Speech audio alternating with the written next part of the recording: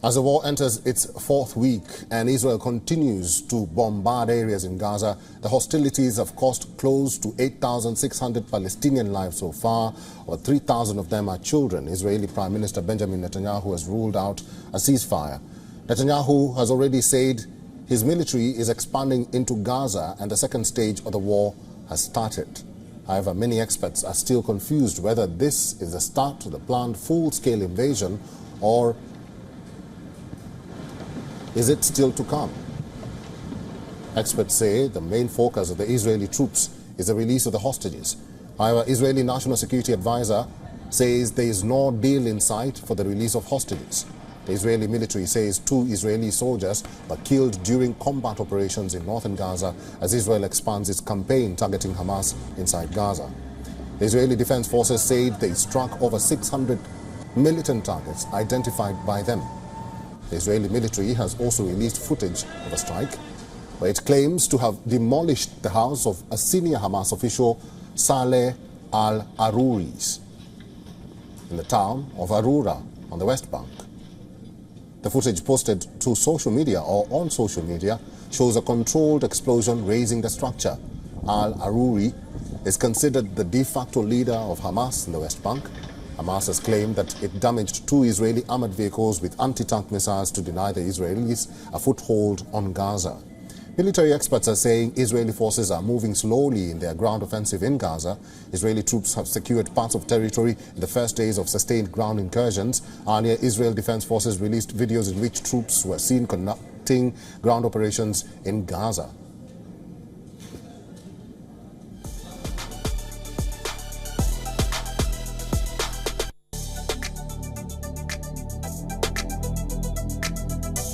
Several experts are on the same page on one thing, that Israel's war with Hamas will be a long one, and only coming days will reveal the scale of the escalation.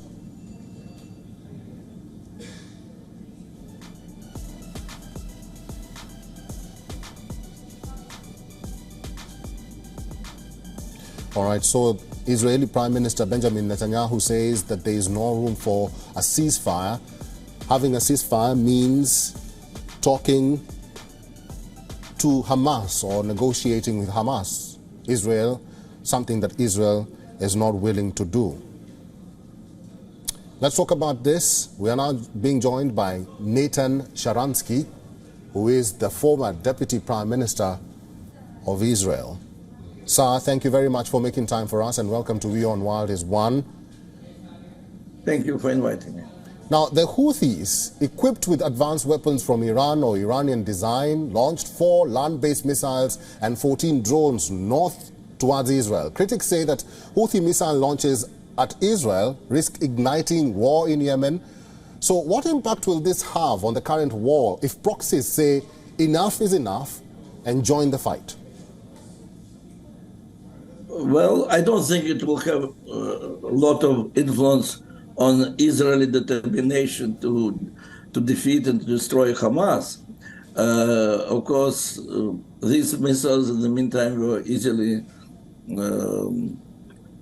caught by our defenses, but it reminds to all of us that Iran is trying to create many fronts while we are fighting with Hamas, which in many ways is fully dependent on Iran.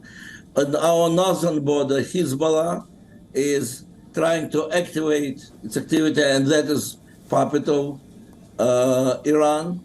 And at the same time now, Houthis from Yemen are becoming active and declaring solemnly that now they are attacking Israel. They're not really attacking, but it is important for them to show that they're attacking. So in military terms, at least until now, it doesn't seem as a serious threat. Right. If they have 10 or 15 or 20 missiles, no, but politically it can be meaningful.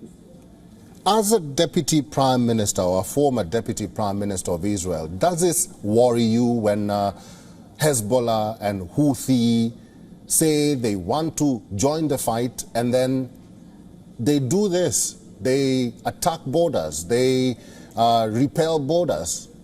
What do you think? Well, still it's difficult to compare Hezbollah and Houthis. Hezbollah is a real army on our border with at least 100,000 missiles which can be launched into Israel. And yes, we in the last years we had to do our defense, taking into account that any moment we can fight with Hezbollah. And we really have to be ready, and that's what we are training to do in the last years, simultaneously to fight Hamas and Hezbollah. Does it concern us? Yes, but you know, the attack at awful killing and raping and torturing 1,500 citizens on our border, which happened on the 7th of October, it has such a deep impression on all the citizens of Israel that they understand that if we will not destroy Hamas, we as a state will not be able to exist. That's why all the other considerations at this moment are secondary.